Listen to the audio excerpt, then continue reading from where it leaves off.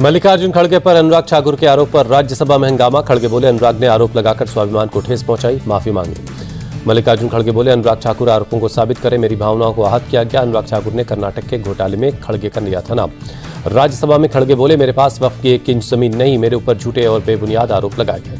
मल्लिकार्जुन खड़गे बोले अनुराग ठाकुर आरोप साबित करें, नहीं तो इस्तीफा दें। अगर आरोप साबित हुआ तो मैं इस्तीफा दे दूंगा।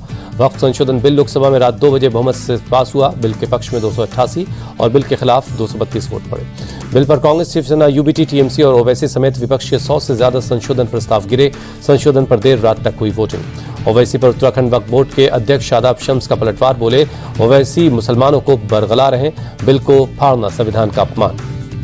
शादाब शम्स बोले जो लोग बिल का विरोध कर रहे हैं वो डरे हुए हैं, विरोधियों को खुद की संपत्ति जाने का डर है।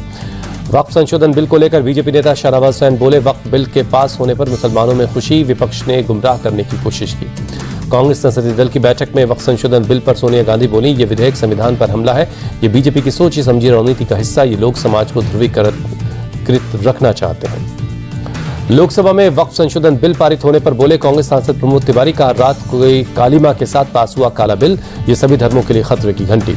वक्फ बिल पारित होने पर कांग्रेस सांसद इमरान मसूद का बयान, कहा इसके खिलाफ अदालत में लड़ेंगे, बिल से मुस्लिम समुदाय और वक्फ दोनों को होगा नुकसान।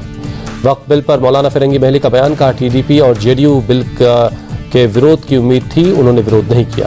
फिरंगी महली बोले जेडीयू टीडीपी को मुसलमानों ने सपोर्ट किया, बिल के खिलाफ हम अब कोर्ट जाएंगे। वक्फ बिल पर अमित शाह के बयान पर शिवसेना यूबीटी नेता संजय राउत की प्रतिक्रिया, कहा सरकार ये बिल जमीन में घपले के लिए लाई है, सरकार ने वक्फ की जमीनों का कर लिया है सौदा। आप सांसद संजय सिंह बोले वक्फ संशोधन बिल संविधान के खिलाफ है, देश में झगड़ा फसाद करवाना चाहती है सरकार। केंद्रीय मंत्री गिरिराज सिंह ने कांग्रेस पर साधा निशाना, कहा 2013 में तुष्टीकरण के लिए जो गलतियां कांग्रेस ने की उसे हमने ठीक किया, अब गरीबों को उनकी जमीनों पर मिलेगा हक।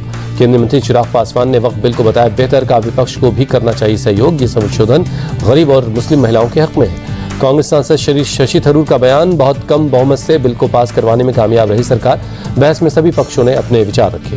वक्फ संशोधन बिल पर सपा सांसद राम गोपाल यादव बोले ये नाजायज बिल है, सरकार ने देश की जमीनों को उद्योगपतियों को दे दिया और अब वक्फ की जमीन भी देने का इरादा है। केंद्रीय मंत्री प्रहलाद जोशी ने वक्फ संशोधन विधेयक को बताया महत्वपूर्ण और ऐतिहासिक, कहा सभी को न्याय देने के लिए बड़ा कदम।